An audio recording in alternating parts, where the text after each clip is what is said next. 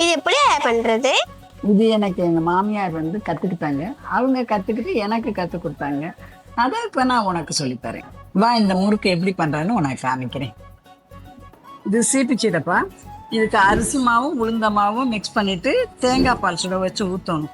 தேங்காய் பால் சுட வச்சு ஊற்றி பிசைஞ்சு அந்த மாதிரி செஞ்சிடணும். அந்த மாதிரி செஞ்சதுக்கப்புறம் அந்த அக்கா வேக வைக்கிறாங்க பாருங்க. அந்த மாதிரி வேக வச்சு இப்படி எடுத்துட்டா இதுக்கு பேர் சீப்பிச்சீடை.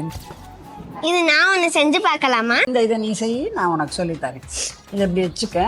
இப்படி வச்சுட்டு இந்த இருப்பாரு இப்படி ஒட்டுவோம். அப்படி ஒட்டிட்டு இப்படி வச்சுட்டீங்கன்னா அந்த எண்ணெயில் போட்டு வேக வச்சிட்டோம். இந்த பாருமா, இதுதான் முதல்ல பண்ண சீப்பு சீடை.